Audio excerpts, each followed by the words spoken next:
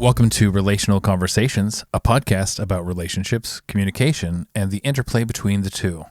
I'm your host, Michael Porcelli, and it was a real pleasure to record this conversation with my good friend and former colleague, Robbie Carlton. What you might not know about me is that I earned my first degree in computer science with a minor in philosophy, and then had a career as a software engineer before earning a degree in psychology and making the switch to a more relational career as a coach, facilitator, and educator. My friendship with Robbie started near the beginning of my second career when we met in a relational facilitation workshop. My relationship with him has been incredibly rewarding in the depth of connection we've experienced together and in our shared intellectual interests in both computing and philosophy. I've even had the privilege to be a guest on his podcast, The Sane and Miraculous.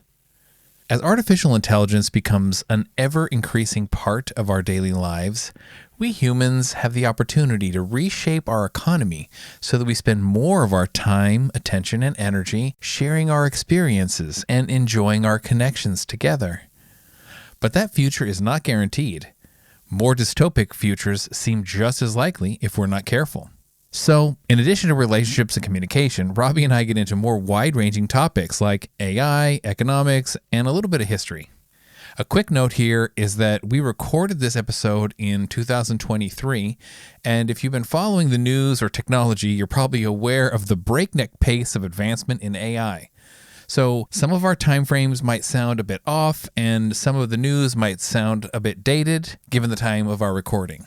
Okay, so without further preamble, please enjoy this conversation with Robbie and me about AI and its potential impact on relationships and the economy.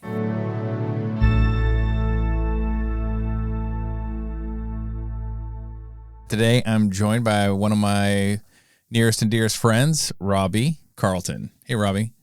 Hello.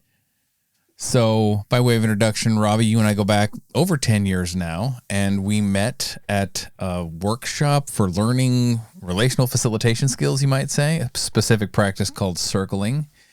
And since then, we've become good friends, we've become colleagues, we've co-created curriculum for people to learn relational communication and all kinds of other things that we enjoy doing together. Anything you want to say?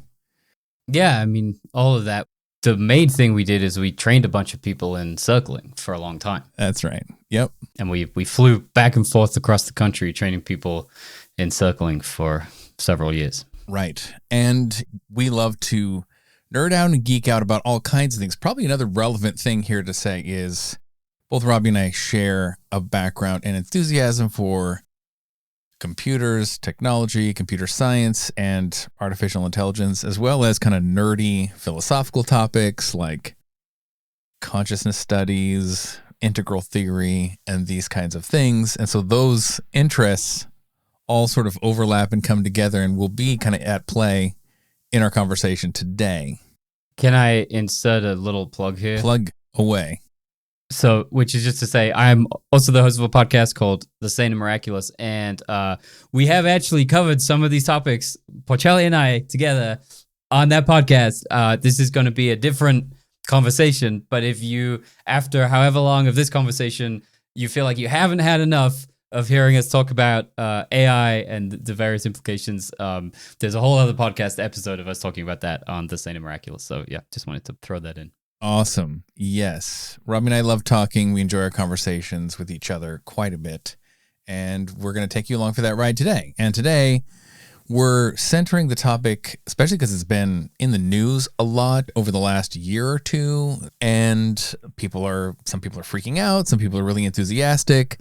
Some people are trying to think about what are the implications of this for things like jobs, what we do with our time, and relationships, and how that can impact our emotional and mental health. At least in our little corner of the internet, I know some people talk about ways of how can AI be used to potentially assist facilitators or coaches, and there's or companions, this idea that we can relate with the AI chatbots and have like some kind of relationship with them. It gets kind of closer to that when the AI is sort of not just doing some rote task, but it's actually kind of conversing with you through this kind of chatbot interface. And it's easy to start thinking there's a real entity over there, or it's displaying signs of intelligence or sentience, or people kind of almost want to believe or something like this, that there's something there that they're in relationship with. There's nothing else in reality that has conversations with us, and a whole history of being humans and pre-human, other than other sentient beings.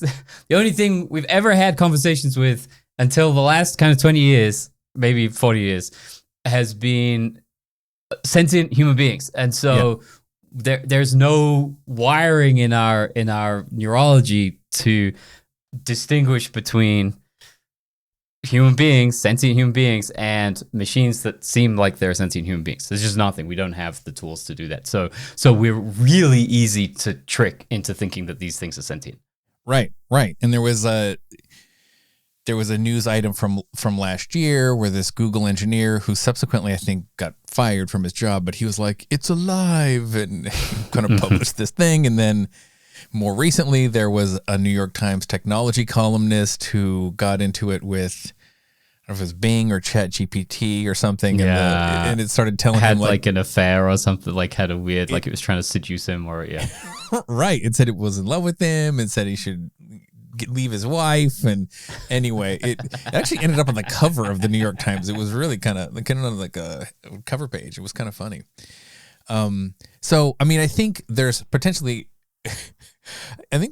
like just a rabbit hole of philosophy we could go down, which I think we're going to touch into. I don't think we're going to resolve it here. I think there's debates, but something I've thought for a long time now is that, sort of independent of you might say, the metaphysics of it or the philosophy of it, like, is it really sentient or not, is the fact that, like, as it moves in this direction, more and more people will start to believe that it is. And that kind of has interesting implications, both kind of legally, like what status the things sort of have, or do we give them rights and this kind of thing, but also what role we have them play in our lives, right? Like the ways that we use them or utilize them, It's I'll just say, I understand, like, when you're drawing a line between whether, like, the ontology of the consciousness, right? Whether or not these things are really sentient or not. And you're kind of saying, let's not talk about that, for a very good reason, which is, if we start talking about that, we get sucked down into a deep rabbit hole of it. And I just want to say, like, yes, and it does feel like tying one hand behind the back, which I think is a sensible thing to do. But, like, that question deeply informs all of these kind of other ethical questions. And, like, a bunch of people believing they're sentient when they are has very different implications than a bunch of people believing they're sentient when they're actually not, right? And that question is very, very difficult on how we're going to decide that. It's a whole other rabbit hole. So I'm happy to, like, not go down that rabbit hole, but I do want to put a big signpost saying that's really important. And and for sure, like, all the questions you raised seem super interesting. Cool. Well, before we just kind of bypass your little signpost, let's just paint a quick summary, because I think there's ways you and I have overlapping perspective and differences, and we're not going to resolve them here. But what do you think? I mean, do you think that the current version of the chats are sentient, or do you think that it's possible that even if the current ones are not, in the future they could be? Or do you think it's in principle impossible? Or do you think eventually we're going to kind of get there, just not yet, or for a long time? What do you think? I think, thank you. I think that the current things are absolutely not sentient.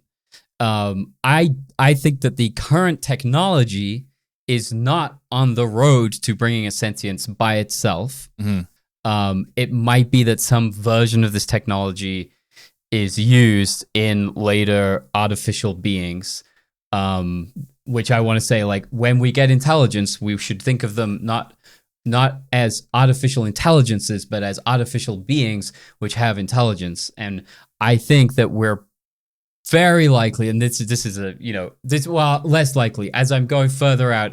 My probability on each one is getting lower. But I suspect that they will be embodied. That when we get sentience, it won't be something which is just living in kind of a software cloud. It will actually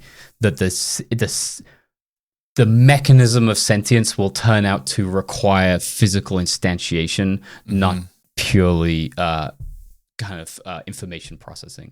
So that's the whole thing. But so that's kind of very, very briefly my position on what's happening. So I don't think they're sentient at all. I think it's worth asking ethical questions about the treatment of them as a kind of just to check ourselves and be like, let's make sure, like, I don't know, maybe they're sentient. I don't think they are. Maybe they are. Like, we should be asking the questions.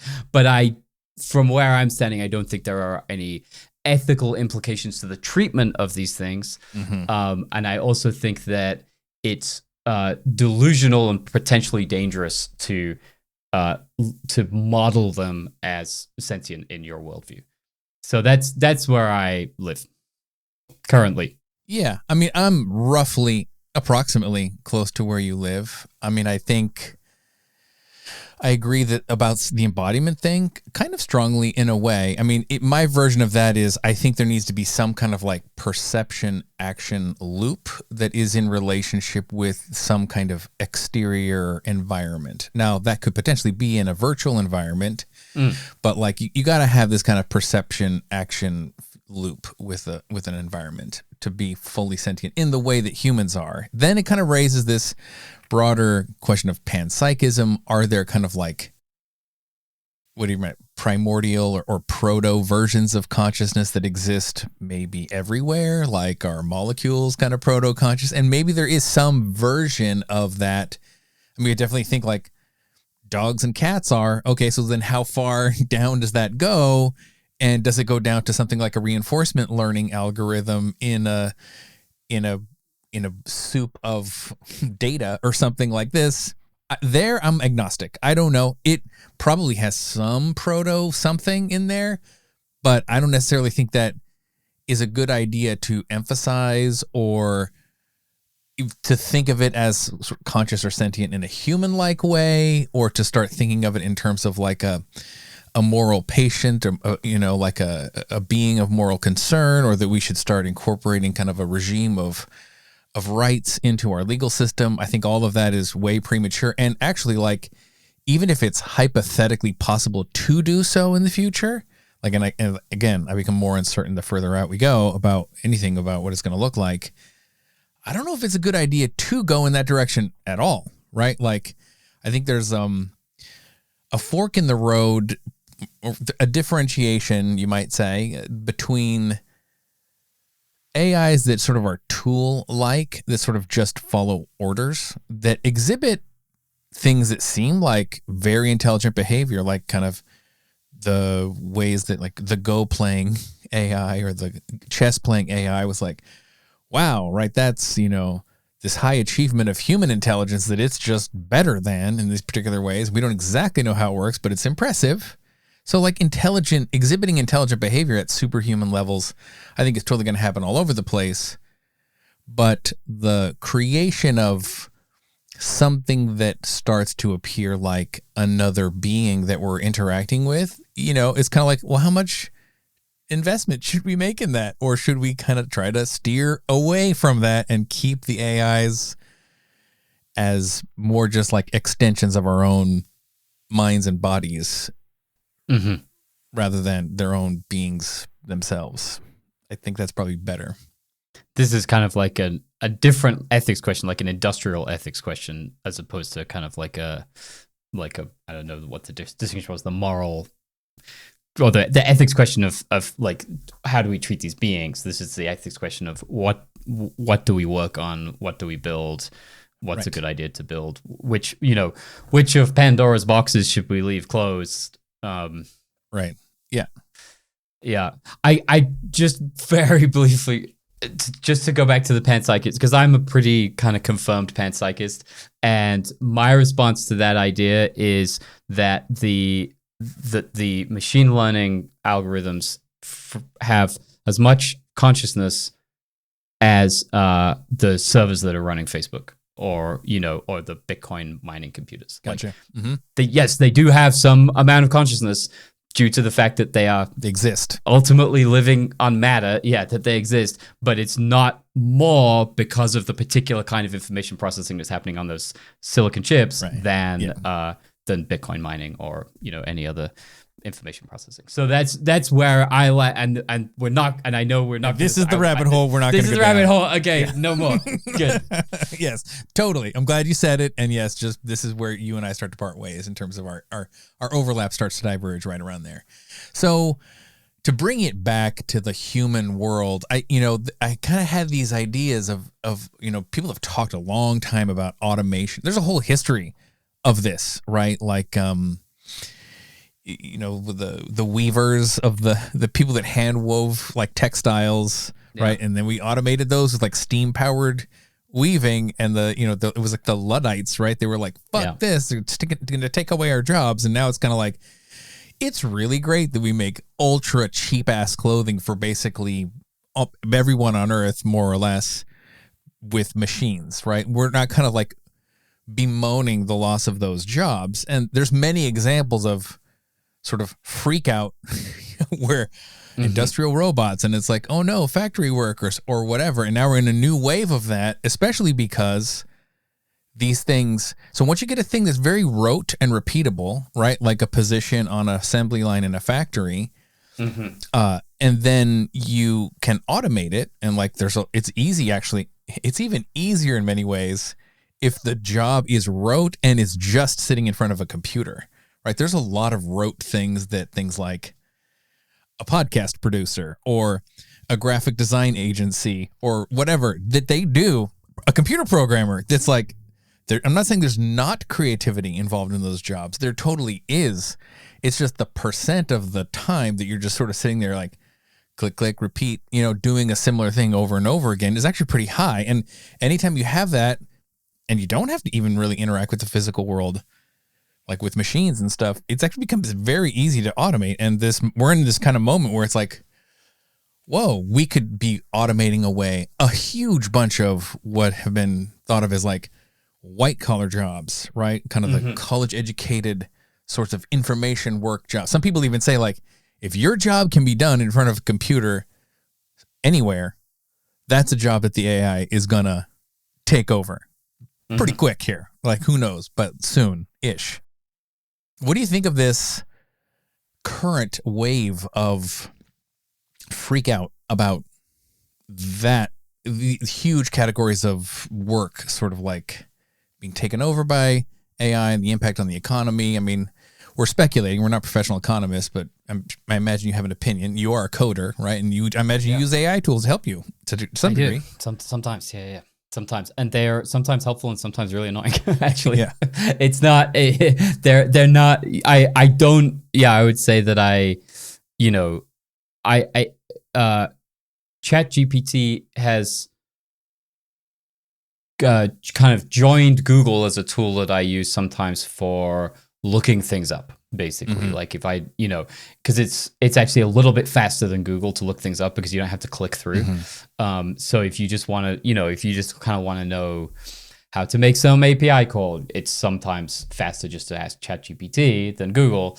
And then 9 times out of 10 it gets it right, and then 1 time out of 10 it gets it wrong, and that could be really annoying. So like, because it's hard to tell at first if it's because you go okie doke and then it doesn't work, and you're like, well, okay, am I doing something wrong? And then you kind of figure out, you go look at the docs, and you're like, okay. So like, I would not say that it's become some revolutionary time saver for me. I think I'm more conservative than a lot of people in this software industry in terms of using it. I don't know about a lot of people, but I'm sure there's a bunch of people that are using it a lot to generate huge chunks of code.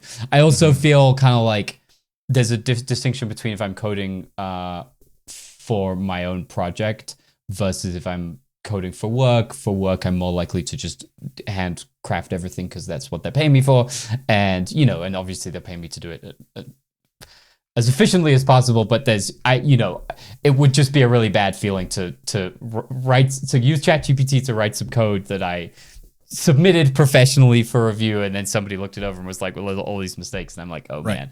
So I'm more conservative in that sense than I am if I'm playing with my own projects. I've actually used it a little bit more, but yeah, it does stuff like it's I remember when I first here's the story. We had we were doing tech interviews for something, and have I told you this story? Maybe. I don't know. Okay.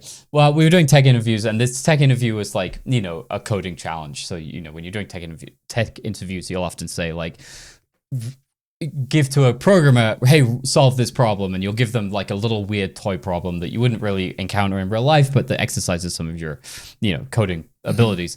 And this was like an interesting toy problem that, was a little bit challenging. Definitely people, we had half an hour because there were short interviews, and people were like, not getting it done inside of half an hour. And I sat down to do it myself to make sure that I could do it. And, it took me a bit longer than half an hour to kind of get a working solution. And this was around the time that ChatGPT was blowing up. So I fed the problem into ChatGPT just as written, like, didn't do anything, just copied and pasted this very casual text document that's just like, write a program that does this. And it gave me a perfect answer in seconds. So it can do stuff like that, which was like, okay, like, Yeah. But it's that kind of problem is very self-contained, doesn't require a lot of like context. And so I think it's good at solving those little self-contained problems.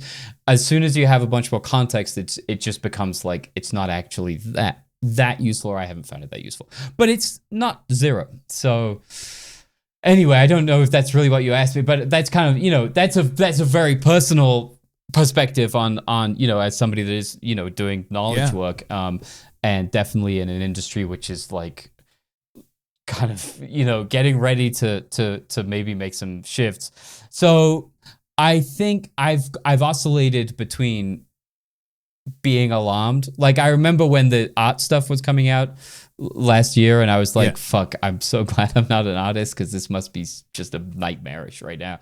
And then a couple months later, the ChatGPT code generation stuff was coming out. I'm like, okay, well, it came sooner than I expected. Like, that I'm also in a similar position of just like, being potentially economically impacted. And I've gone back and forth between pretty alarmed and pretty like, I don't know, I don't think we're there yet. And I think a little bit more on for this, I don't think we're there yet. I do think there's no doubt this is going to be, we're at the beginning of a revolution of an economic revolution of a huge scale. Like, we talked about this before about like, this is on the scale, if not more than the information age, right? Like, totally. We're entering a new age. And so I think that's real. I do think it's going to have huge economic impact.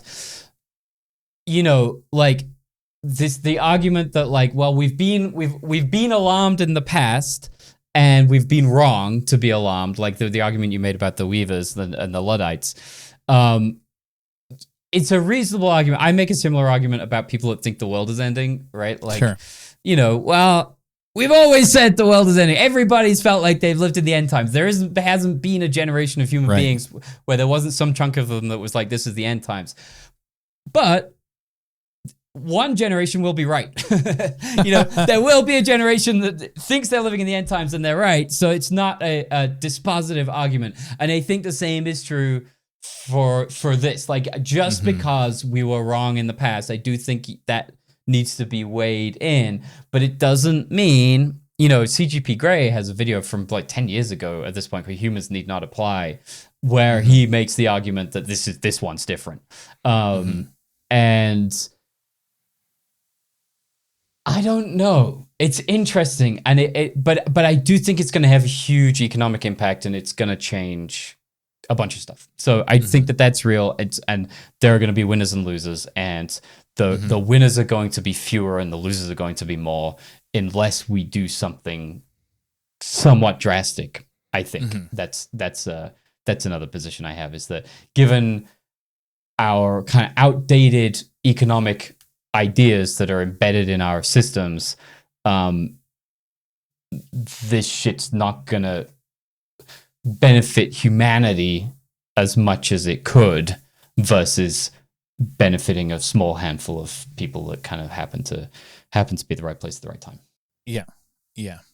Well, thanks for your thoughts there. That's good. That's great. Like, gonna riff on this idea. I'm gonna lean a little more into maybe the utopian view of it for a second here, because sci-fi utopia stuff has often been the domain of science fiction, and people usually write off discussions like, hey, that's science fiction, whatever, this is reality. But now we're in a moment where science fiction sounding conversations are kind of like, feel like we're talking about the actual reality we're in or about to be in, especially of recent years. And, there was a presidential candidate in the most recent presidential election in the United States, Andrew Yang, who kind of used this thesis of like, we're going to have massive job displacement because of AI, robots, and automation, so we should create universal basic income. Now, His arguments aside, it's part of the conversation. That's kind of interesting. And then this has gone back for a very long time. Some people who have always kind of argued that, the idea of like leisure or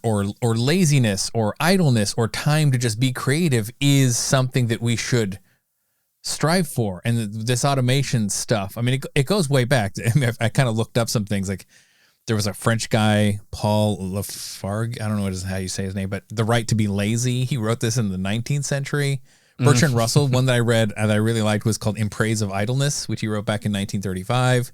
More recently, this guy wrote a boldly titled book called Fully Automated Luxury Communism, which is this idea that like, let title. The AIs and the robots do basically everything, and then we just get to do the human things, right? The human to human, the stuff where we really want it to be humans. And this is pretty close to my view, or at least my hope, or like as a direction that we could or should steer in. And probably my favorite conversation I came across here was this guy named Kai-Fu Lee, who's sort of a really well-known investor in both Chinese and American kind of AI companies.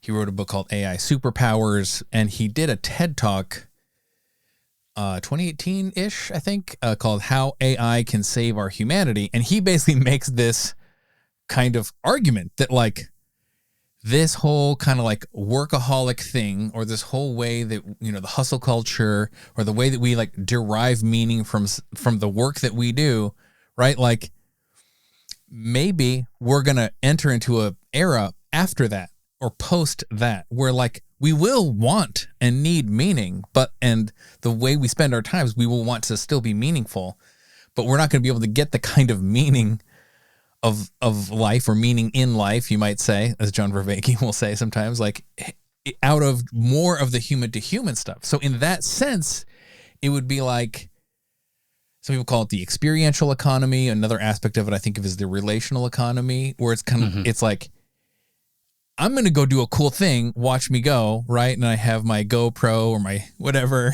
and I'm going to like share, I'm going to bring you along, this is all like influencer culture on YouTube, like this kind of thing, like be a part of my life in this way. And you have your little following, people kind of vibe with you, but also these other kinds of more intimate professions that you and I are used to, like coaches and facilitators and counselors and therapists, healthcare workers, hospice workers, there's this whole, even like teachers or mentors, like this whole thing where a big part of the value of the activity itself comes from the fact that like it's you and another person in a kind of relationship. And that's a big part of what makes it valuable. And like in my hopeful moments, I'm like, cool, this is the part of the economy.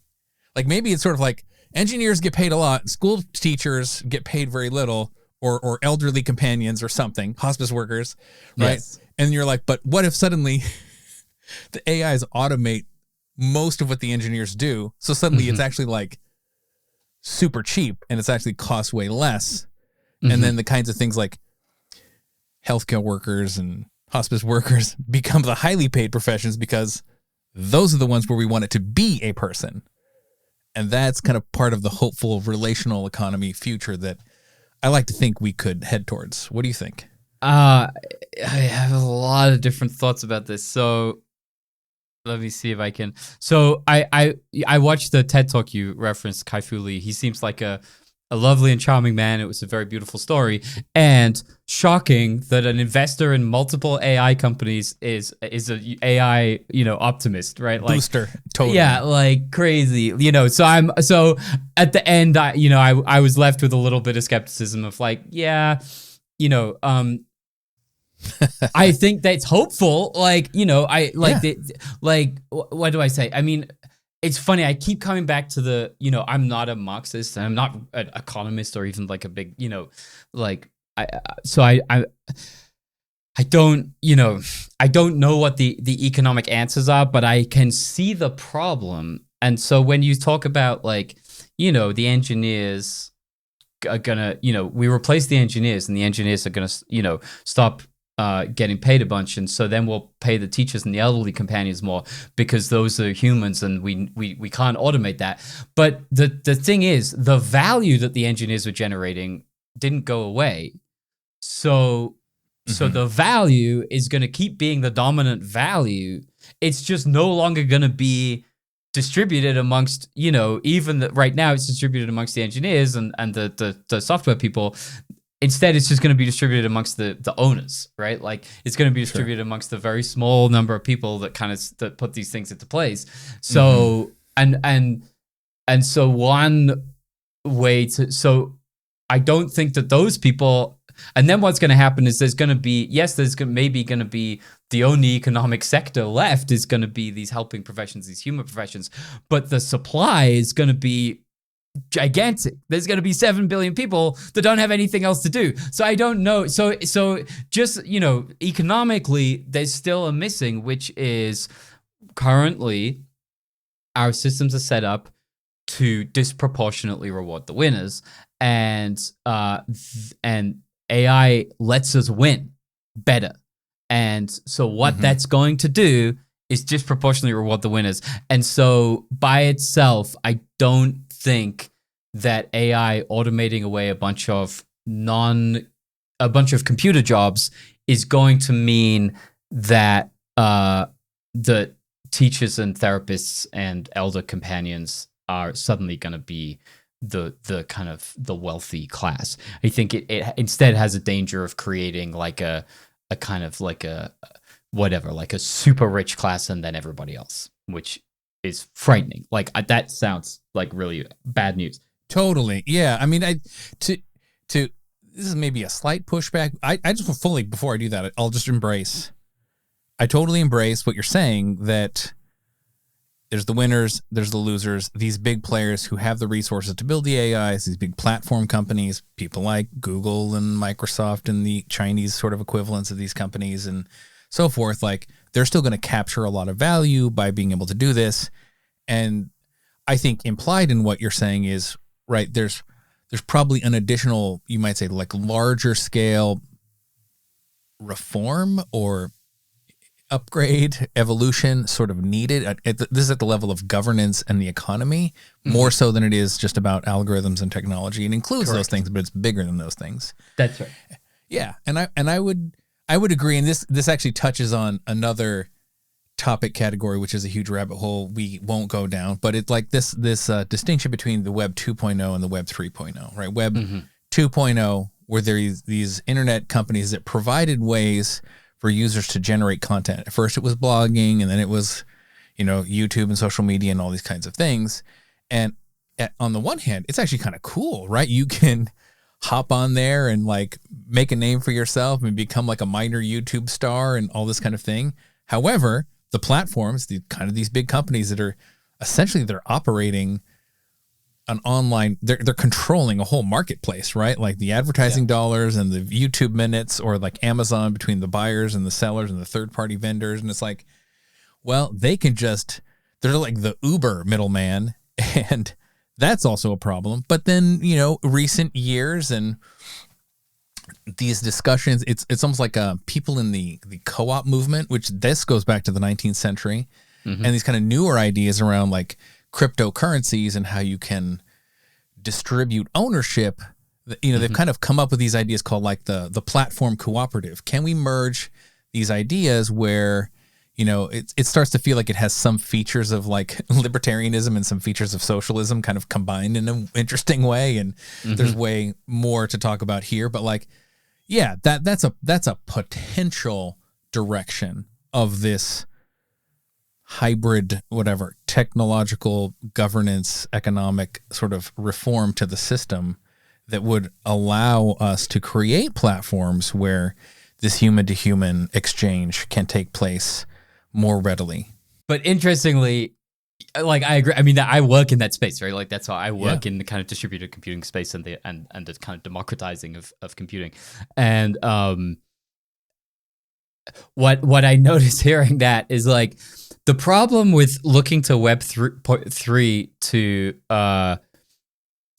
to like solve these governance problems is the Web3 is like an attack vector for malicious AI because as soon as you're opening up these kind of distributed, like user-controlled co-op platforms where there isn't some central person that can hit a switch and turn everything off, then it makes it that much more dangerous if there is such a thing as a malicious AI that kind of comes in and starts doing something, whether it's sentient or not, or it's just, know, some program that's really good at optimizing some result and it's extracting, dangerously extracting value out of a system in a way that's, has like bad externalities or whatever. Like it also gets more dystopian. So at the same time, like I do think that part of the promise of Web3 is potentially solving some of these kind of capture problems that we have.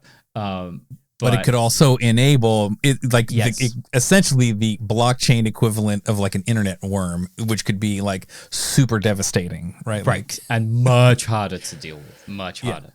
Yeah. It's a security issue at that level. Yeah. Okay. Rabbit hole.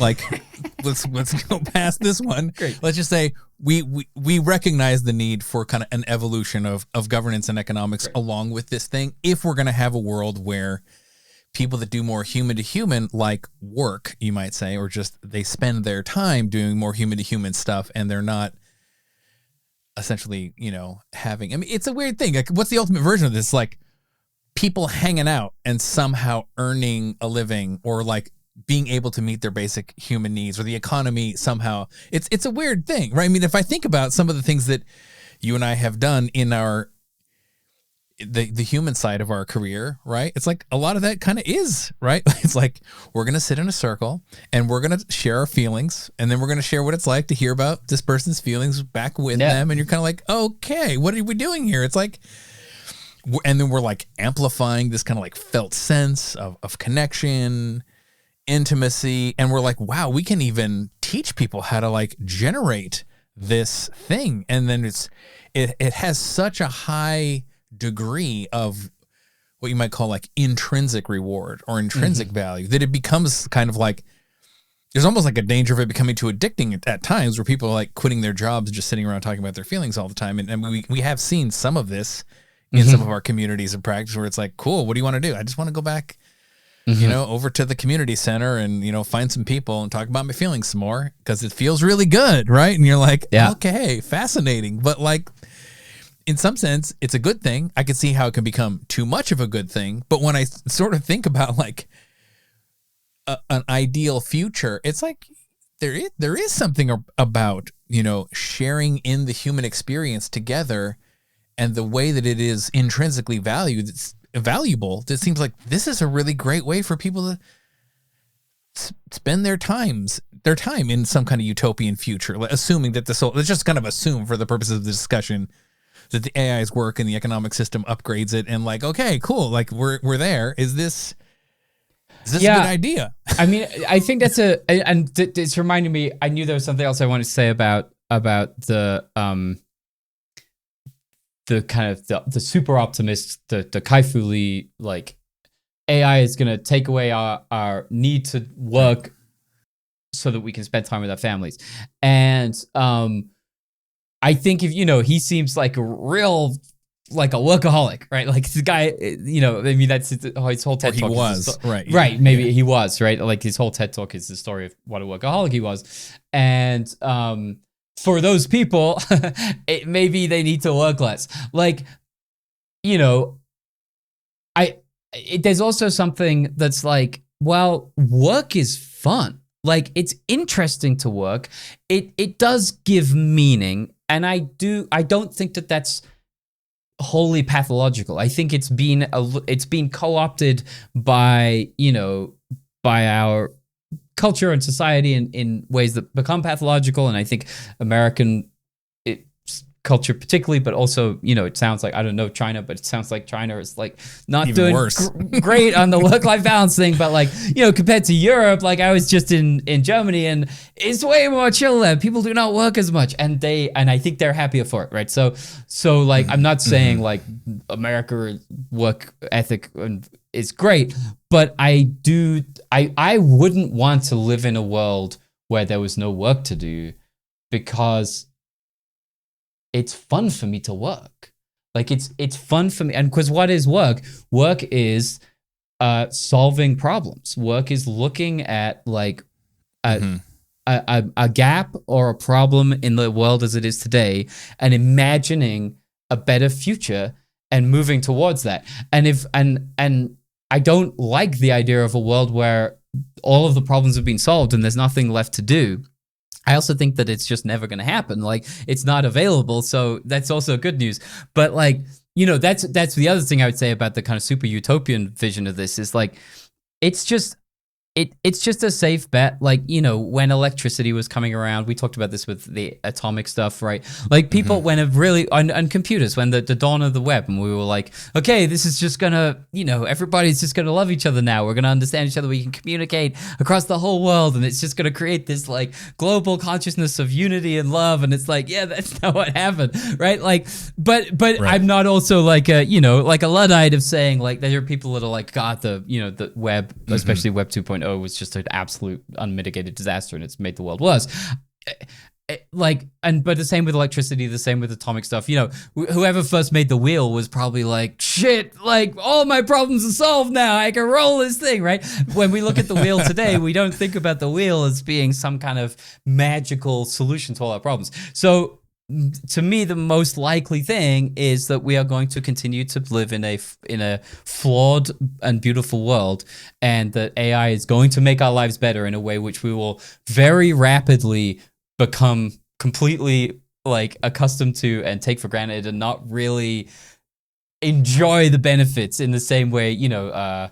Louis C.K. has that gag where he's on the plane and the guy's like, there's Wi-Fi on the plane, and then the Wi-Fi cuts out. He's like, oh man, he's like, and it's like, we immediately just take for granted all of these amazing new technologies, and then we're back to, and this is where I kind of get a little bit Buddhist, we're back to like, nothing is going to solve the fundamental problems of being human. There is no solution to them, and that's not what technology is for. So anyway, I that's maybe a little bit of a tangent from what you were initially asking, but yeah. No, it's relevant. There's a sense of, if I reflect on my own life, right, there is a sense of meaning and purpose that I feel has this real intrinsic pleasure to it that is human centered. Right? Like, this comes in the form of like my friendships, my family relationships, my intimate partnerships, and hanging out, right? Like talking about movies or going to the movies together. I mean, there's all kinds of, going for a hike and just spending quality time. And we think of these things as, maybe they're ephemeral, or if we were to kind of put a price tag on them, it would feel a little icky, right? And it's like, no, we want that to just kind of be genuine, kind of freely exchanged, not under the purview of like marketplace dynamics, is kind of part of like what preserves or kind of correlates to this intrinsic value thing. And then on the other hand, I get some amount of meaning and purpose of like accomplishing something. I mean, maybe it's like I want to sit down and draw something, or write a song. I haven't been known to do that in times past.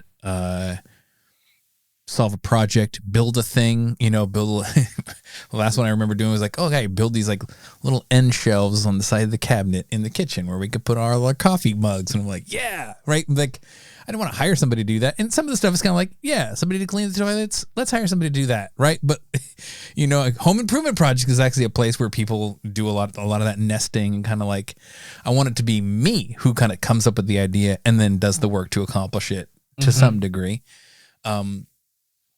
So I don't think the doing of the things has no intrinsic value or meaning. It's just that, I suppose, what is the good life? And in a world where like people, kind of imagining this utopia again, don't have to work in order to have their basic needs fulfilled. Yes. Right. Then we don't necessarily get this extractive market dynamic where we have to find some way of attaching emotional meaning to some like rote kind of like repetitive thing that we do, right? Like in order to, whatever, feel good about like having to kind of toil away in order to like not starve to death. We don't have that anymore, right? Then the world will become a mix of like whatever, personal projects and having a good time, playing games together, hanging out, designing games for each other. I don't know, like creating little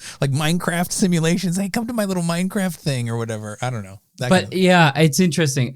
I mean, like what seems utopian to me is this idea that, not in a bad way, but like as in, yes, I'm on board with this utopia is everybody in the world has their basic needs met. Everybody has, a comfortable, pleasant place to live, enough good, healthy food to eat, access to education, clean water, healthcare, and other human beings and nature, right? Like, I don't know, there might be some more things, but that sounds like a decent list of like, let's get everybody to that and see what people do and get them to that, without them having to, everything you just said, without them having to kind of contort themselves into some weird shape to do something that they wouldn't be inclined to do of their own steam, and see what they do. And then I think, there are visions of this that are more or less kind of interesting, right? Like Star Trek initially was a utopian vision, right? Like it's later, I think, not so much because Hollywood, but the earlier iterations, the culture novels. Have you read the culture novels, Ian Banks, or I think it's Ian M. Banks? No. Really? Oh, dude, you would love them. They're so good, but they're like totally. It's like, how do you write novels in a utopian future that's run by AI? I mean, it's literally that's the kind of question he's answering. It's like, how do you still tell stories? What are the conflicts? What's interesting? And he goes in some really wild places. It's super. Yeah, they're great. But that utopia. Yes. Let's do it. I don't know. I was like waiting for the but, and I'm like, no, let's do it. And what would people do? What would they do? Yeah, I mean, they would. I think that they would continue to build things. I think that they would that they would continue to create new structures. They would make, they would, that we would go to space, right? We would build, new kinds of cities. We would, and new kinds of communities, and we would and art, all the different kinds of art, like the widest possible interpretation.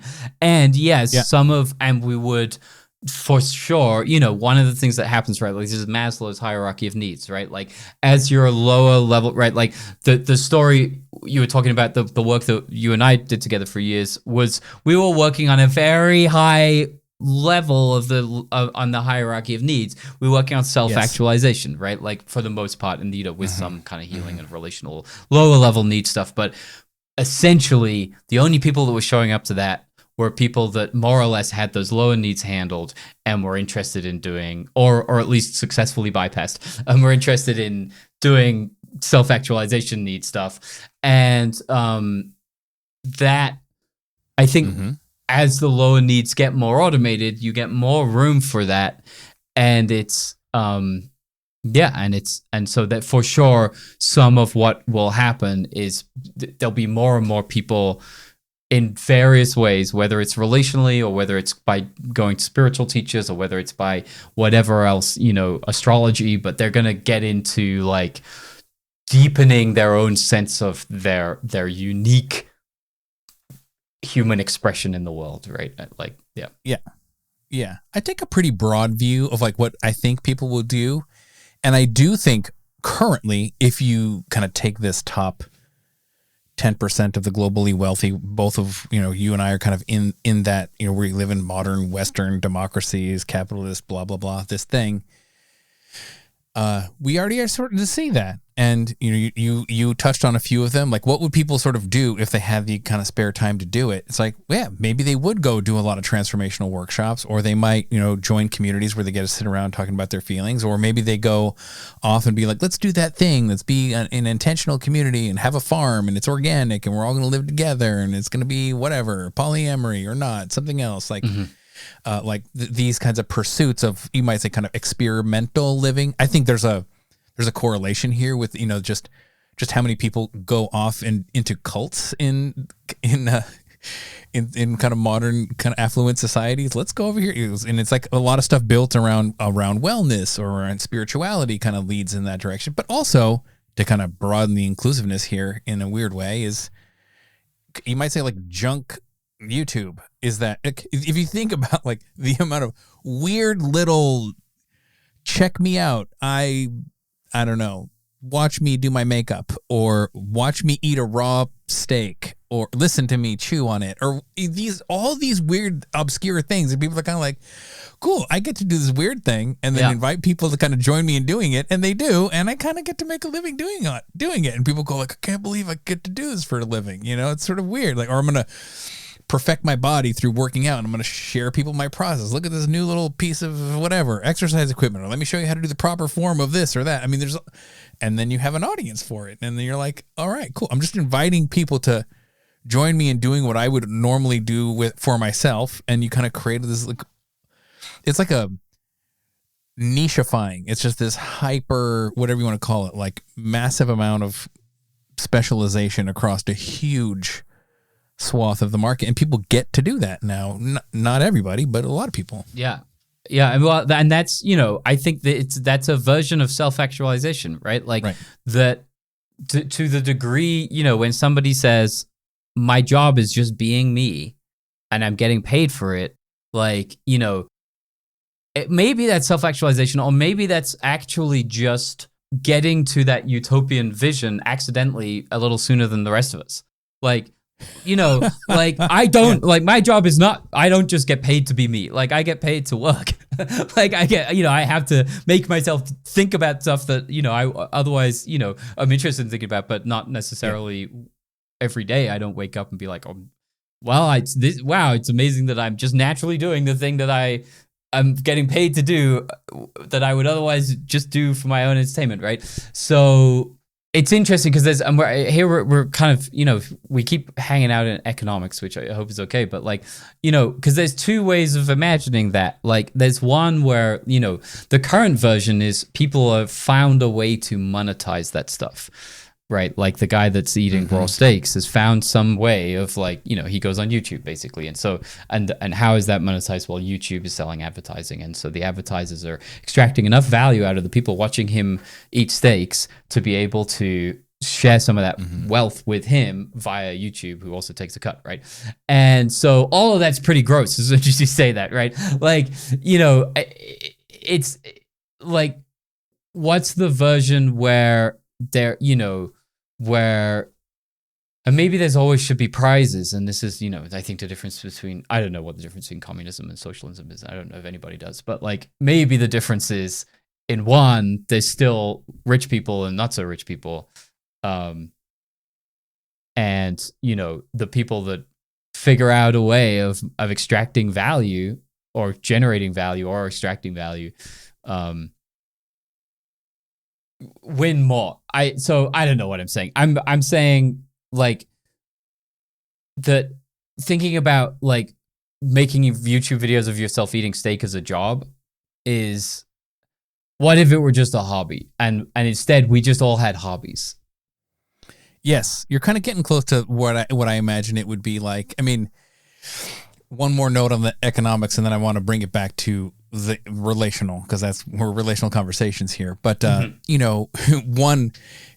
these platforms can open up possibilities of hacking them, and I do think whatever it is, the algorithm sort of tends to reward outrage, but like the number one YouTuber right now is Mr. Beast, and his shit is like feel good charity stuff, and it's total clickbait, it's total junk lord, whatever. I'm gonna give $1 million away to whoever, but like it's a weird thing where he's like, cool, I'm gonna monetize the shit out of this YouTube channel where I get like 200 million views on every video and I make millions and millions of dollars, but I'm not pocketing it. I'm just taking the money that comes in from this and turning it into the prize money for the next video.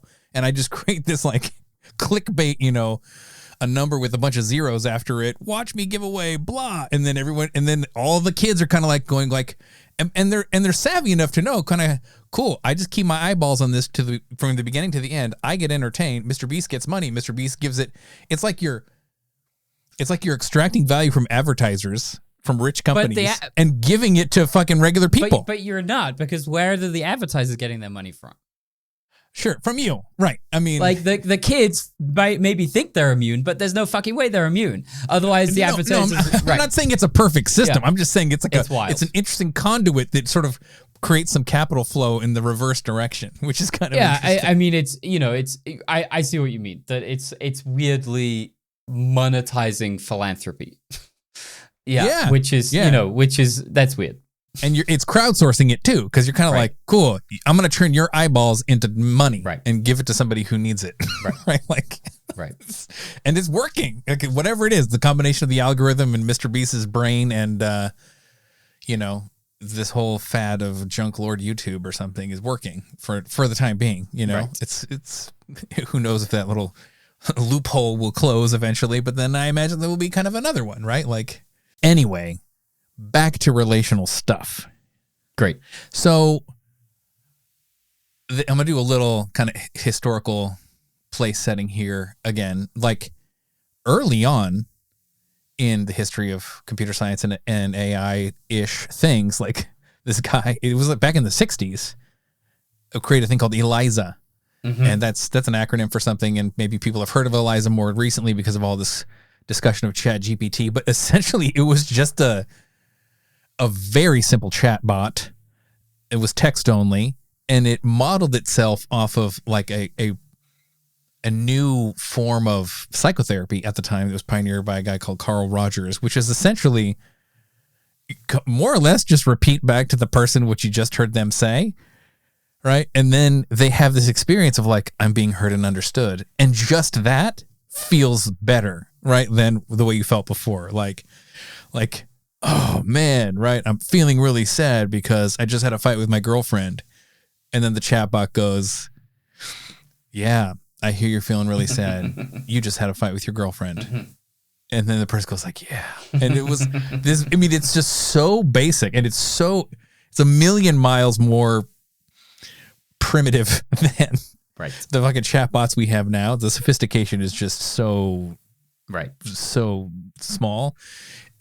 But people were like, loved ELIZA. Mm-hmm. Like, they were like, this is good for me. This is good for my mental health. I like this. This is great. Like, and then recently, I mean, people like, as soon as ChatGPT came out, people were like, what do we use this for? Let's see if we can do therapy with it. And some people like, this is really good. This Coco thing, this founder of, did you hear about this one? No. CocoBot. So it was like a peer-to-peer thing. So they have a network of like peer-to-peer support. It's like not quite like a suicide hotline, but like, it's like chat roulette, I guess.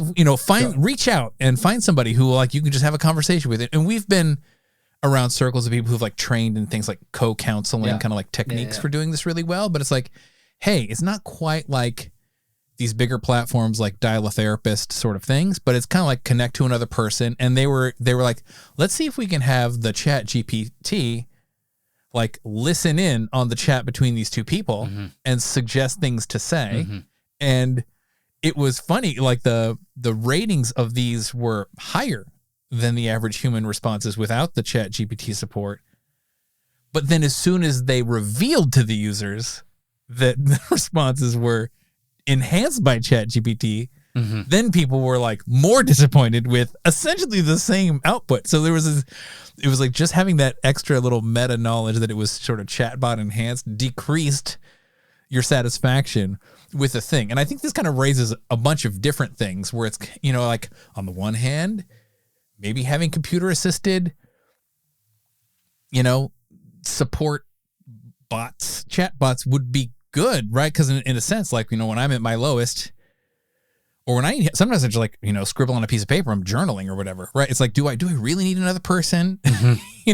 Sometimes it kind of helps, but then you kind of get into this whole thing of like the helping professions, like therapists and counselors, they experience things like empathy and compassion fatigue. And it does incorporate this weird kind of marketplace dynamic into something that is human to human, which sort of makes it a little strange. Like, I don't know, any thoughts on this general area? Yeah, so I'll throw in, because this is as good a place as any to throw in this image. Because, one of the things, like, I've definitely read about ChatGPT doing text therapy and being more effective than human therapists doing text therapy. Right. Which, okie doke, but like I've never done text therapy in my life and have no interest in it. Like I do therapy with a human being. I do therapy over Zoom and I'm like, would rather not, but that's just kind of how it works. Well, it's complicated. Sure. Anyway. But the image that popped into my head recently was the realization that we're a couple minutes, metaphorically away from there being ghosts in our Zoom meetings. That there being these kind of disembodied, like video entities which have language processing like ChatGPT, have audio synthesis and audio, processing like the audio synthesis and audio processing things we have now, and video synthesis. It's not going to be long before all that stuff is real time and indistinguishable from an actual human being in an actual physical space that's being videoed and put onto Zoom. And then how we, how people experience those things when they know that they're talking to a human versus when they're told that they're talking to an AI versus when they're not told they're talking to an AI. I think it's going to be super interesting and weird. Will we be able to tell? Will there be some creepy feeling that we get that lets us know, like in the way that you kind of can right now, you can tell when AI generated imagery, you can basically pretty much always tell. Seems like with imagery, that's not going to last. Pretty soon it's going to be impossible for human beings to distinguish. When it's an actual being, that's interesting because a lot of what therapy is about is co-regulation. A lot of what therapy is about is you are getting into connection with a human being who has a nervous system, and their nervous system is teaching you something through that connection about how your nervous system can operate. And so can that be simulated? That's a really interesting question. Like, and does it matter at that point if I know? Like, if I know, say you're the robot therapist and I know you're an AI, but when I say, I know you're an AI, you're just you have the perfect response. That just like touches me, even though, and then I'm like, I don't want to be touched by your perfect response. I know that you're just a machine. And even then you just still keep having this perfect, the perfect thing to say because you've been trained. Now, kind of what's interesting and maybe where this doesn't end up working is what you can't do with a robot AI that you can do in other deep learning situations is train at a crazy rate. Like the way that AlphaGo got as good as it did is by playing against itself at superhuman speeds. Yeah. You can't do therapy at superhuman speeds. Yeah. Because you can't train, therapy bot against therapy bot like, because they're gonna go off into some weird fucking land that when you put it in front of a human, it's gonna be like, you know, they're gonna be doing therapy for AI that's like not gonna be relevant, you know. So maybe that's where, you know, we don't end up having to confront this in a real way. But yeah, so I don't know. It's weird. I don't think I would want to do therapy with a AI. Like, it doesn't sound like I would be getting what I want from it. But what about coaching? Right. What about coaching where it's like I'm not there to have an experience with a human being specific. And what's weird about coaching is coaching and therapy are kind of on a continuum, and any good coach sometimes is really doing therapy, even though they're not allowed to say that. But part of coaching is just kind of way more mechanical and way more like, and that's interesting where it's like, yeah, what if I could have a coach that was just, you know, instead of costing hundreds of dollars to get on the phone, was just like free or, you know, a cheap subscription, and was actually helping me with my strategic life stuff. Like, yeah. Yep. Totally. I mean, we're definitely in territory where I don't feel even like I've adequately formed my own perspectives on it. Like, I'm in the process of it. Like, this is partly why I wanted to have this conversation with you, right? Because I can see a lot of different sides to this, right? Like you said about coaching, I could see how some of that could be mechanized, and there's like a social benefit to that too, because essentially now you're kind of the whole whatever body of work of like coaching. Imagine a chatbot that could sort of do that, and now you have like access to pretty decent level coaching to millions of people at a much lower price point. Like, that could really improve people's lives in a whole lot of ways, right? Especially if you're kind of like, I don't really care if it's a chatbot or not, right? Like, there's certain, like, and this is sort of a little bit weird, right? Like, as the job is more like maybe at the other extreme is like one of the human things that the AI automation folks are excited to automate away is customer service, right? It's just like, what are you doing? It's like, well, I have this problem. And then it asks you a question. What about that? And it's like, okay, cool. Well, imagine if you could like create the ultimate chatbot customer service agent for your software application, and you don't have to have a fucking person over there like, now try rebooting, now try like clicking here. It's just like, given that currently when I get onto a you know, like a robot phone system, all I do is just make a I'm just like human being, talk to an agent, I'm just like, like I'm nervous about that. Like, there's a kind of, you know, dystopian, almost like Kafkaesque or not, but like version where you're on the phone with the customer service robot and it's not understanding you, and you're in hell. But, you know, yes, but there is also the like millions of very crappy actual people customer service agents that is also a kind of a that's true. It's not like it's both people on both ends of the line. Right. That's true. And people do treat customer service agent kind of shittily, and it's a really entry level job. Whatever this thing is, you blah, and it's like, I need you to help me, whatever, right? And it's a little bit, you're kind of tooling somebody to kind of just help you achieve an objective. Like, we don't really care all that much that that's another person over there, right? It's a strange kind of thing, you know, like, at least we're not incentivized to. I try to, but there is not. Right. I have to kind of work to be like, remind myself, okay, treat this person kindly. They're just a customer service person, you know. But along that continuum, right, you can kind of go over to like this high end kind of like, like the deep thing, you know, I need if I'm going to unlock some of my deepest held traumas. I mean, like, if I go for a really in-depth kind of transformational bodywork session, in, you know, like, I've gone to some really high-end bodywork people, and like there, it's kind of like, it would be difficult to imagine a robot doing that for me. You know what I mean? Like, it's like I'm in a kind of like somatic dialogue with another person's nervous system, and that's like unlocking layers in me and helping me release deeply held whatever knots in my body mind system, or however you want to describe it. It reminds me of Carl Buchheit of NLP Marin talks about this, like whenever somebody complains about like, God, we just talking about parent stuff again. And it's like, yeah, you were raised by parents, therefore you have parent issues. If you were raised by wolves, you would have wolf issues.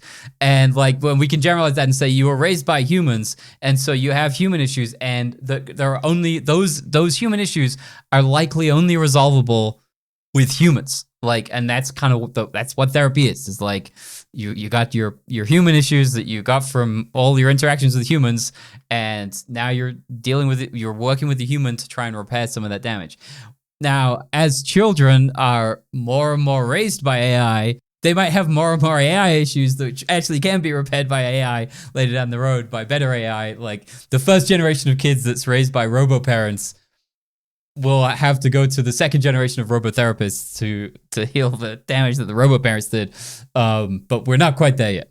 Yeah, we're not quite there yet. I mean, I do think that there's going to be a spectrum of things, like certain, you can get, there's this whole kind of crazy online market for these body toys. You get a machine that shakes your legs around or something, or like a massage table that you lay on and it massages you automatically. It's like, okay, that's pretty cool, right? Like, I don't necessarily want to pay the high ticket price for the, the deep somatic trauma release person. Maybe I do that, I don't know, every few months, and I do my little massage chair or something like that every day, and that's a good combination. Maybe there's sort of an equivalent here in the kind of conversational or mental health sort of space where it's like, cool, give me AI chatbot that does some combination of just like listening and hearing me, so I hear myself reflective listening plus load up some kind of coaching suggestions, and that's good a lot of the time. And then some of the time I want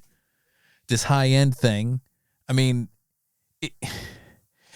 I think that this seems like a reasonable kind of combination of things. I mean, it also kind of raises the question too of like, therapy was invented not that long ago, in historical terms, right? Like, sure. So what was before that? I mean, I think at some level people were just kind of like sucking it up, right?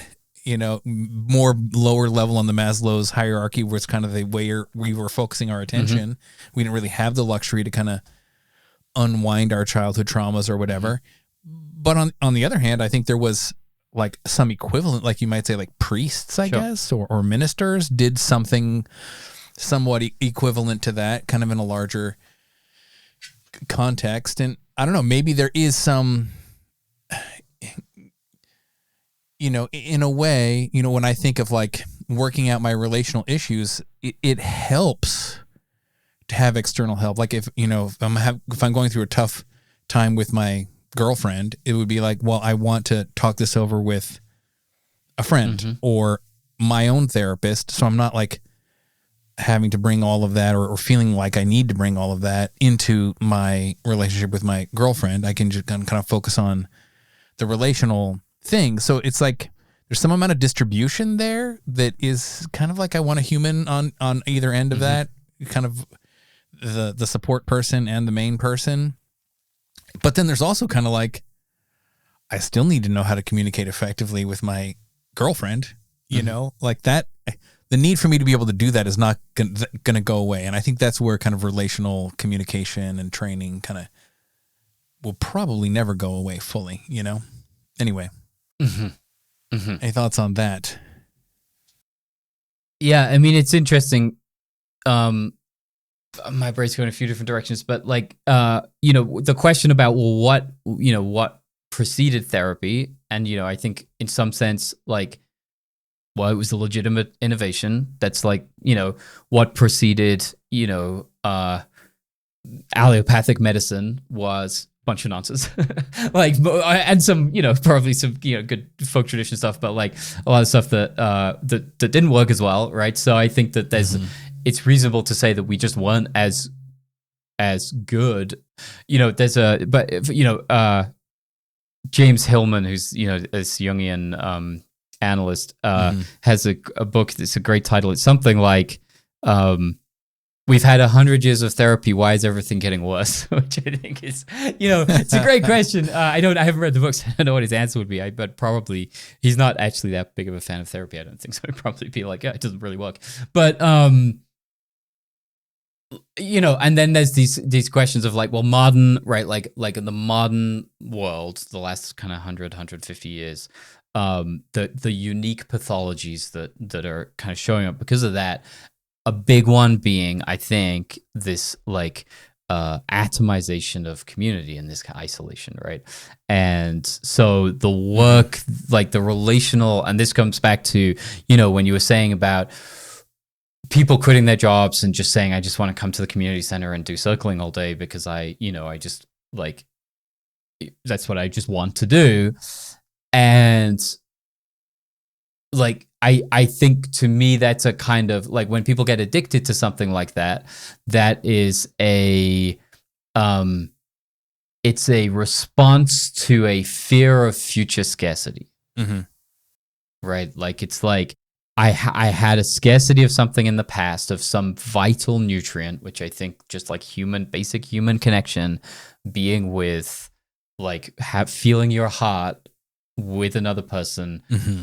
feeling seen, feeling like you see somebody, like that is a deep, important nutrient. And also to be witnessed in a community, not just like on a one-on-one, but to be witnessed over time with other people that can see who you are today, who you were in the past, yes, who you're going to be in the future. Like, all of that is this kind of deeply important nutrient, which we're hungry for, we're missing, and we have this kind of scarcity. And then there's a bunch of pathology that goes on top of that. And then when you find it, you become gluttonous. Right? Like, then you go like, I gotta just like get as much as I can, yes, in, because I don't know if I'm ever gonna, I don't know when I'm gonna run out and when I'm not gonna have it again. And so, like, yeah, I don't know how this all relates to AI at all, but it's a nutrient that we need, and that we culturally, like, I guess maybe this is how it relates, is like modernity stripped that away in a really kind of painful way. Yep. That if one of the things that the AI age can bring is enough room in people's lives to be able to recreate that community, then I think that's a way that it could be really beneficial and beautiful. Yeah. Okay. So now we're smack in the middle of like where I feel very ambivalent about it. Like, it's a little bit, it's actually analogous to the thing of like, do we want the AIs to kind of have their own sentience and agency, or do we want the AIs to mainly be sort of tools that we use to get other shit done, and we don't really relate with them as like other beings with rights and all this kind of stuff? And I'm like, I definitely favor the second, and especially when it comes to this area of like relational and emotional labor, or whatever you want to call this, right? It's like, I want the AI to, so I think you're right in your historical accounting. Like, modernity sort of stripped away this kind of community thing. And if we maybe imagine some idealized hunter-gatherer past, which is like, hey, who we are. And some people even say that this is actually the way that the brain is evolved. Like, who we even think ourselves to be is a kind of somewhat distributed whatever process, which is like, mm-hmm, it's not just my idea of myself inside my own head. It's actually, that way I communicate with the people who have known me my entire life, right? The mm-hmm parents, the children, the siblings, the cousins. And there's this kind of way that like we tend to shape our identities around the group inclusion that we're a part of. And if that group inclusion is more or less kind of like this, I guess, sort of organic thing that doesn't really change. Like, you didn't ghost other people when you were in a fucking hunter-gatherer tribe because you'd be dead, right? Like, but here it's like there's just so many. We can just be like, nope, you're gone, and then replace, right? And like, there's a way we sort of, with the marketplace dynamics or the online communication, we tend to start tooling each other, and then I'm like, oh man, so is this a correction? And like, if the correction, let's just say one version of the correction is people learn how to actually be in real human-to-human contact with each other better. Maybe it's kind of a remedial, we need to go relearn how to be decent people with each other again, and this is where our work and authentic relating and circling and my work currently with meta relating is like, can we help people become better at that again, especially if kind of the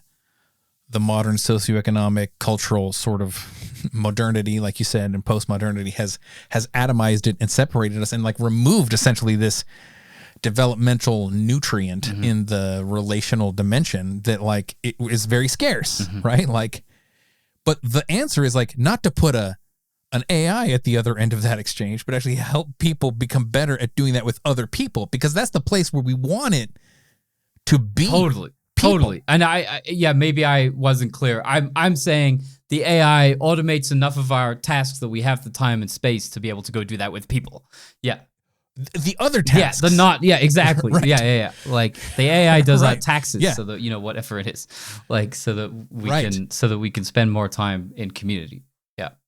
Yeah. But here's where the gray area kind of comes into being for me, which is kind of like, okay, so what to what degree is the kind of like AI assistant like helping with that, right? Like the AI, like there are people in our circles who are like, I'm building an AI empowered coaching app or relational facilitation app or this sort of thing. And I'm like, an insane amount, actually.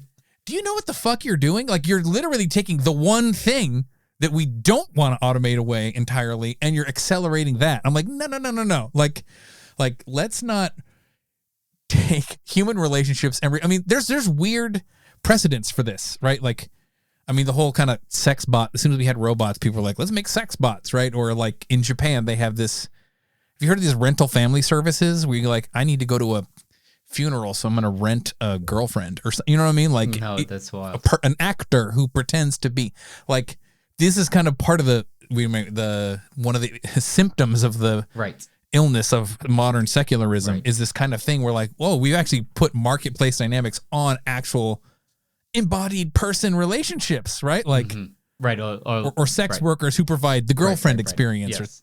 Yes. It's like, no, I mean, that's wild. Japan's super interesting because they have I forget the name of it, but they have this phenomena, which I think started there, but is spread out, of these young men, I think specifically, just kind of locking themselves in their rooms and just being like, I'm just not going to leave my house, not going to leave my room. I'm going to get all of my needs met via, my parents putting food, under my door. And then other than that, I'm just going to be online and I'm going to, whatever it is, like watch TV, go to chat rooms and just like completely like talk about isolated. I mean, just like completely isolate from society. And like, Japan is obviously this hyper modern country and this like super, and I've been, like Tokyo, do you know there are 37 million people live in Tokyo? That's more than half the population of the UK. Like it's like, it's close to California, right? Yeah. In Tokyo, in one city. I mean, it's crazy. Anyway, Japan is a wild place. But like, what is that? What is that? Like, I'm really like, because it feels like that's the end game of this pathology, right? And there's a dystopic vision of a world where everybody, right, like where everybody stays in their house, like the VR, like the Facebook fucking, what do they call that? The thing they're trying to do now, like that's just like metaverse evil. It's just so clearly evil, and it's just bad news. Zoom is enough. Like I'm becoming increasingly let up. But like there's this dystopic vision where everybody's in a tiny little box that's just large enough for them to physically be, and they're walking on their treadmill and they're eating their fucking nutrient paste, and all of the life that they're experiencing is coming through devices where they're doing VR and they're having all of their relationships and all of their life. And the thing about that, when you do that, people become very cheap to maintain, right? Like relative to actually needing like enough physical room and to physically be able to walk to the grocery store to interact with people. So there are incentives in reality, economic incentives, to push to that kind of dystopic world.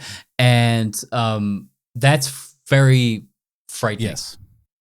This is part of the problem, right? Like, and some of the things that I if I have like a admonition, I suppose, on the people that are trying to accelerate the automation of like, emotional labor in the marketplace. I'm like, no, hang on, pump the brakes on this one, especially, is because like part of, at least the way I think about it, part of what accelerates that dystopic end game is when you start substituting AIs for people, right? It's like, I mean, a simple version of it is like, I remember reading some articles and like, kids are learning how to, be jerks because they're talking down to Alexa or something like this, right? It's like, what are you doing? You're like, it's not a person. I don't care. It just does what I want. And you're like, okay, well, now you have a substitute friend that like never experiences empathy fatigue, right? And you just like get to blab on and on and on about, you complain, and it just fucking validates your feelings. Oh man, that sounds tough. You're like, yeah, so those are fucking out, man. And you're like, this is like having a bad therapist, like an enabling you're creating like a codependent relationship with an AI that never tires, but totally knows how to like get you in a way that like has you feel good about yourself. And then you're like, give me more of this. I don't want people in my life anymore. Right. It fuels the narcissism that like, I don't have to experience like discomfort or missing or like all of the stuff that happens in real human relationship. Yeah, it's funny you say that. I when I interact with ChatGPT, I make it like a practice to be polite. Like I say please, I say thank you, I say can you do this? Like, I'm actually because I don't want, not because I think that it has feelings, but because I don't want to get into the habit of treating my conversational partner as if they don't have feelings. Like, yeah. So totally. Yeah.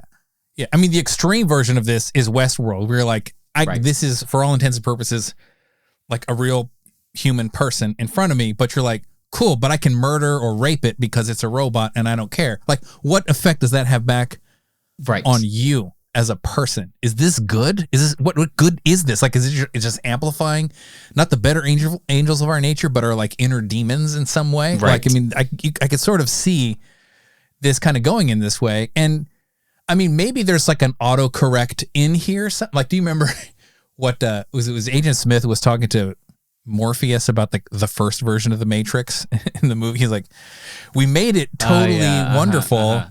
And people did not accept the programming because they wanted something like kind of conflict. And in a way, I could sort of see that as like look at those stupid humans who like, want to be shitty to each other. But then on the other hand, I'm like Stepford Wives. Do I want a girlfriend that just like does everything I want all of the time? Like, is that a real relationship? Right. Like, isn't part of what makes the relationship interesting the differences? Right. Like the places where we overlap and then the places where we're different. It almost kind of comes like this kind of hedonic set point. If everything is good, then nothing feels good anymore because there's no contrast, right? You got to have. Right. Or like, why, like sex is more interesting than masturbation. But with masturbation, you have a partner who can exactly feel exactly what you would want to feel and is perfectly attuned. But it's way more fun to be masturbated by somebody else than it is to masturbate yourself. Because I hope you're allowed to talk about this. Totally. It's relational. Yeah, it's because like there's something tantalizing about the ways that they're not totally attuned. There's something exciting about not being perfectly met, because then it gives you room to reach for something. And then the moment where you are met, that's so satisfying. And then there's like, it's not quite, like that dance it's so much more satisfying than some kind of utopic. Yeah, I mean, I think the point in The Matrix, I don't think it's just I don't know how they intended it, but I don't read it as just like these dumb humans or, maybe that is how they intended it, but I don't like that, because I do think that, Alan Watts has this gag, whatever this case, basically him repackaging Hinduism, or Advaita Vedanta, or where he says, if you could dream if when you went to sleep, you could dream any dream that you wanted, and it would last as long as you wanted, and it would be completely real and completely perfect. And like, what would happen? Like the first few nights, you would dream of like ridiculous bliss and a heavenly experience, and it would be this amazing thing. And then you would get bored of that, and then you would say, "Well, let me like I want to be surprised by something." Okay, it's mostly going to be utopic bliss, but like, give me something I'm not expecting, just to liven things up a bit. And you would gradually increase the adversity and the surprise and the kind of chaos and the unknownness of it all and the ups and downs of it all. You would increase it until you were in exactly the situation you're in right now.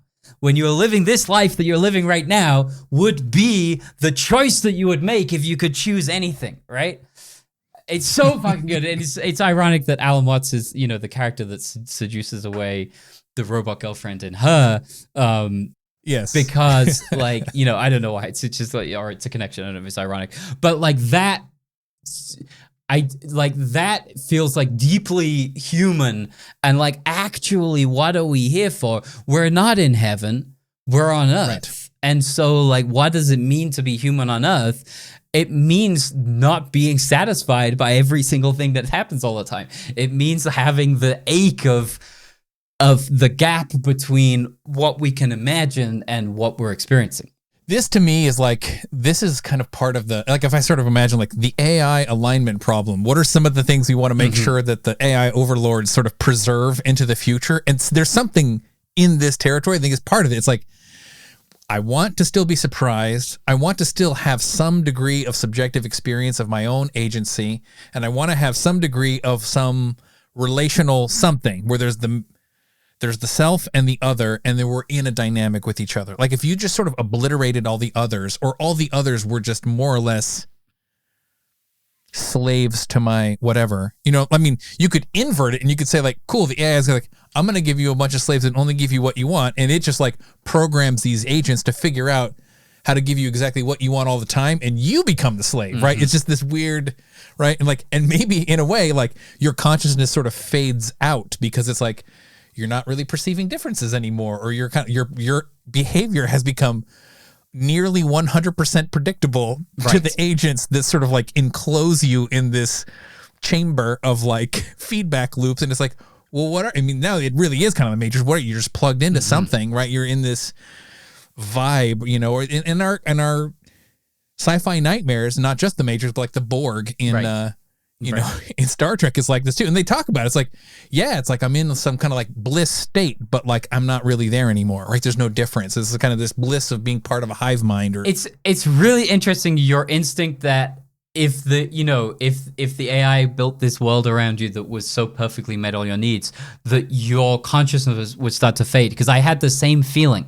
And that's so interesting. Like what, like what does that point to? I think is a very like, and is it that the absence of the consciousness in the people around you, or is it the absence of adversity, or because the other talking about like the gap, right? Like if all of your way earlier on, I was like, well, I like to work, and I don't want a world where work has been taken away.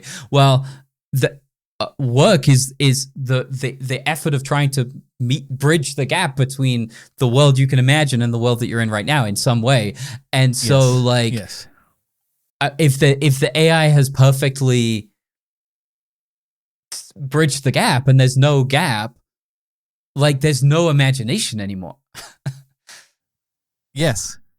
It's a weird, I could put this in terms of information processing, and this is kind of inching towards our little rabbit hole we don't want to go down, but like there's these concepts of the Bayesian brain or predictive coding. Like a lot of what your sensory motor loop is doing is sort of matching prediction to what's happening, and that's actually a big part of how you perceive the world around you. It's a pretty cool theory, and I think gets most of the way there, but it's like I don't think it's a perfect description of the whole thing. But one of the critiques of it is, what about the dark room problem? Like if you really want to reduce prediction error, why don't you go into like a sensory deprivation like spot forever, right? Then your prediction error goes to zero. And when your prediction error goes to zero, this is kind of where your consciousness would just fade away, right? They're like, there never is anything that is no longer meeting the expectations that you have. So and maybe the consciousness function is really there to kind of like help negotiate between, these different drives that you have in response to stimuli that wasn't perfectly predictable. And you're kind of like, that's what the consciousness is there for. Like, well, right. I mean, it's like, the metaphor we have is waking up. Like, well, what wakes you up is when something happens you weren't expecting. Right. A surprise. Like a surprise, like when, what is a joke? I mean, a joke, right? Like a joke is when you're broken out of a trance because something happens you're not expecting and it breaks you out of a trance and you're more conscious. You're suddenly more awake. Yeah. I mean, Yes. But to bring this to the relational again, like I think this is a ground truth of relationships, whoever they are with, right? Like intimate partnerships, but also just friendships and coworkers and colleagues and everything. Like part of the joy of doing the thing, part of the value you are experiencing while doing it. Yes, it is helping you like meet your survival needs so you can pay for your food. And yes, it is partly that you're like getting to make a certain thing happen, like solve a problem or create something novel, like a project. But then there's this other part, which is like the relational goodies, right? There's something about that dance of being on a team together, right? It's like what the pleasure of being on a sports team or the pleasure of like partner dance. It's like we're going back and forth and it's like we're not going to always be able to perfectly execute all of the dance moves. And like it's exciting the better and more refined and more in sync we get in like a flow state, like in a partner dance flow state or a team flow state is cool.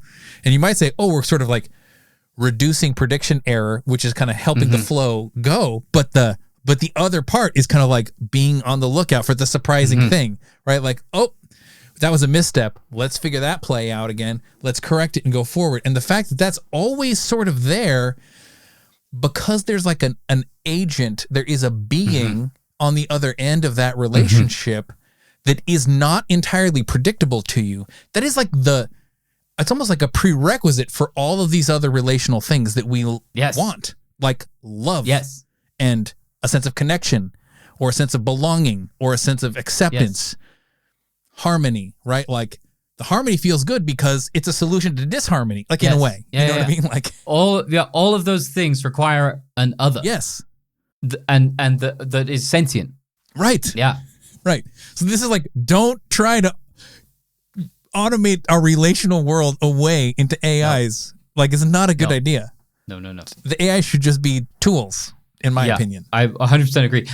Just to go back to this image, which I love of the ghosts in the Zoom rooms. And like, I was thinking about this and I was like, at some point in the next 5 years, I'm going to be in a Zoom meeting and there's going to be a ghost in there that's doing work, right? In some way, like whatever it's doing, that's not human. And, and that'll be really weird and we'll all have weird feelings about it. And everyone in our Zoom meetings has like a check-in where everybody says what they did the night before or whatever. And then the ghost will come and said, I read all of like Sanskrit literature or something, whatever, and like, we'll have whatever weird relationship we have with it. And then there'll be a day when you show up to a meeting that you've scheduled and you've just brought in various of your colleagues that are required for that meeting. And you show up at the meeting and you realize you're the only person with a body in that meeting. And there's like 5 disembodied faces. And like, what does that mean? Yeah. For your sense of meaning and enjoyment at work. And like, I think it's different. Like, and part of when I say like I want to work, like and not just by myself, like yes, with people. Like part of what's fun about work is working with people. It's solving a problem somebody else had, and then I come in and solve it, or I come in with a problem somebody else solves, and it's like, thank you, your mind helped me do something I couldn't do by myself. How nice is that? Like that exchange of whatever is Anyway, good. Yeah. I mean, the temptation will be like, and this is maybe a little bit kind of what happens in Her is like the movie Her is like make the AI agent like have its own personality and have its own agency. And then we're kind of getting something like the simulated relational goodies. And this is where I feel concerned that like the temptation to build in like personalities and surprise, and agency, and all of this stuff, we become very strong in some areas, and it's like we're fucking. They're just gonna build the sex bots, right? It's just gonna happen. I mean, it's happened. You know? I mean, it's like, it's happened. Like, I don't, yeah, not the physical robots, but there are AI girlfriends right now. There are people who are paying for an AI girlfriend, right? Right. There's a company that does this. I can't remember what they're called. You can have a trained sort of companion. Yeah, I mean, I'm sure that it's mainly about being a companion rather than being like a tool, right? At least in her, the AI assistant starts off by kind of like, I'm going to sort all your email. I'm going to help you compose a new message, right? And then eventually he's just like, I just want to spend time with you. And she's like, okay, and then he has, right. Then it becomes a little bit different. It's like, I don't know. Like, I mean, maybe don't go there. I don't want to go there, right? I want my AI assistant to not be relational with me beyond a certain point. It's so funny because I had, when I had the image of these Zoom ghosts, I had the same response. And like, I've had this response multiple times with this AI wave in a way I haven't had about other technologies, of being like, can we stop? Like, this is getting a bit much right now.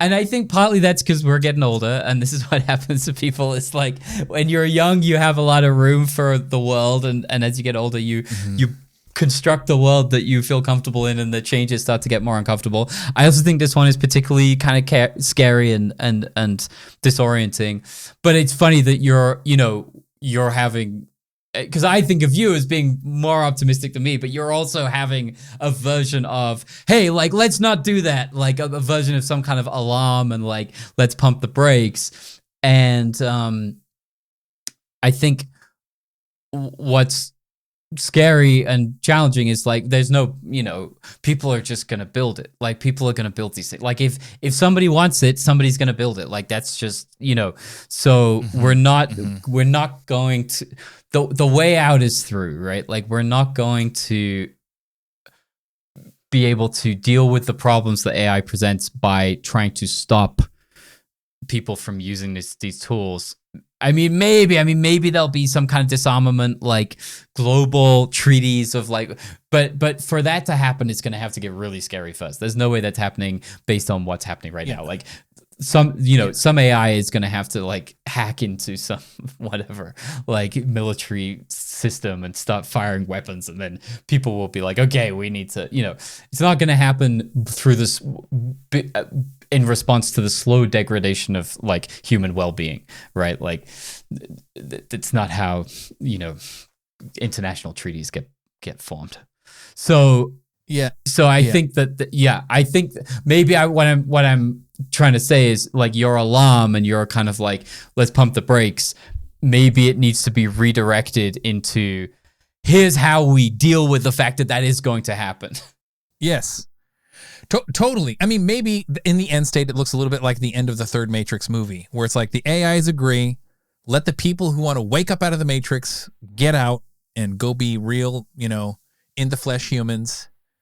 And then, sort of like Cypher in the first Matrix, if you want to go back into the pod and become a pod person again, you can. And maybe like the future of, like, it forks, right? There's the pod people who are just like, I don't care, pleasure, whatever, relationships with AIs, nutrient fucking injection into my IV or what. I mean, they don't care.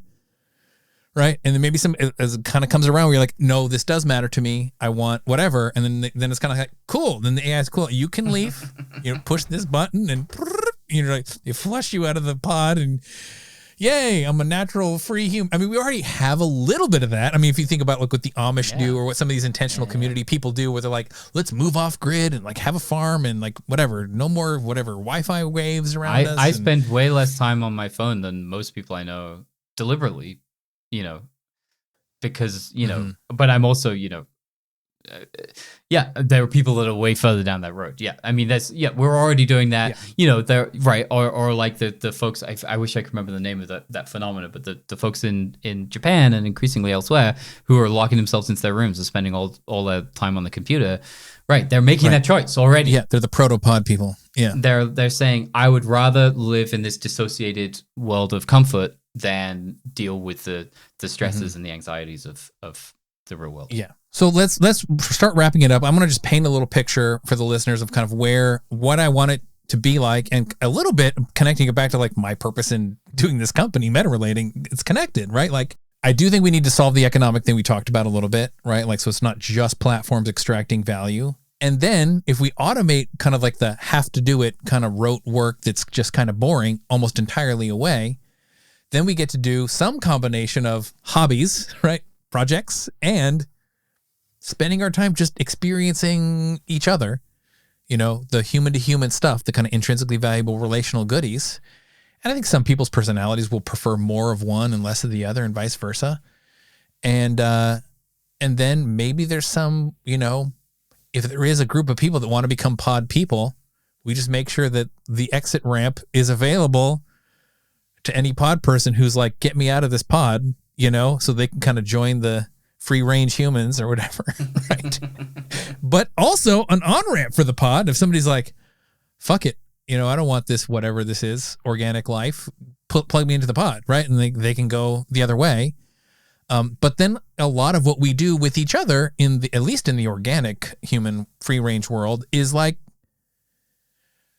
making sure that the entity on the other end of the whatever, the relationship is a person, because that's the part that we want, right? And if that is what's happening, then folks are going to need to have good relational skills. And like in this transition period, I would say the more we have screen mediated interaction through text and social media and Zoom even, is like, yeah, the developmental growth in the face-to-face, in the flesh, interpersonal dimension is actually maybe more sparse, and people are less good at it. Whatever the case is, I still think people can get better at it. As like, you can substitute a coach or maybe a counselor from an AI some of the time, but in the end, it's like, why would I be processing my interpersonal traumas if not to get better at actual interpersonal relationships with another person? And at which point, being a good communicator with another person comes in handy. It's sort of, you know, a prerequisite. You don't want people to be like, cool, you know, I'm over here with my AI therapist and I get to feel good about myself. And then when I meet actual people, I treat them like I'm an asshole, like I talk down to Alexa or something. It's like, do you really want that? And what do? Then you just go back over there and process your trauma from being an asshole or a sociopath? I mean, no, you want to actually be the real interpersonal, loving, relational, kind being when you're with the other people. Like when you're actually with them, that's when you want to be experiencing those things, and not just treating people like devices, right? Like that's an inversion. That's a weird colonization of the life world, I suppose, from our, you know, technologies. Anyway, that's kind of the world that I want, is for people to value the relational and to recognize that like the wanting an actual other human on the other end of your relational activities, and then wanting more of your life to be that, I think is what meta relating is in service of in the long term. Like if my company could exist, you know, 100 or 1,000 years from now, that's what it would be doing. Anyway, there you go. That's my wrap up comments. How about you? I love all of that. I feel aligned with it all. And yeah, I would just say that I guess the thing that I want, which feels completely aligned with that, is for these technologies as much as possible to go towards providing the basic human needs for all human beings, and that rather than enriching and empowering a small handful of people, that the whole planet benefits. And if the AI could solve the climate change stuff, that would be really great. All the existential risk problems we wanted to solve. Well, how does it solve the AI risk problem? That is the topic for another conversation. Anyway, Robbie, it's been a real pleasure to have you here. You want to toot your own podcast once more? Yeah. The Sane and the Miraculous? It's called The Sane and Miraculous. It is about how do we integrate the kind of the spiritual and numinous dimensions of life with the rational, scientific, and modern worldview in a way that values the contributions and the wisdom and the power of both, and include them both. And you can find it at podoflions.com, or you can search Saint and Miraculous wherever you listen to podcasts. Thanks, Robbie. I hope that you've enjoyed my getting to share with one of my best friends a conversation about this topics of AI, relationships, and jobs and the future. And hopefully this stimulated some interesting thought for you. And join us next time for more Relational Conversations. Relational Conversations is the official podcast of meta-relating, an innovative approach to communicating effectively about your relationships, whether personal or professional. If you've enjoyed this episode, please rate, review, and subscribe wherever you get your podcasts. And check out our resources, training courses, and events at metarelating.com. This podcast was produced and edited by me, Michael Porcelli, founder of Meta Relating. Thank you for listening, and stay connected for more.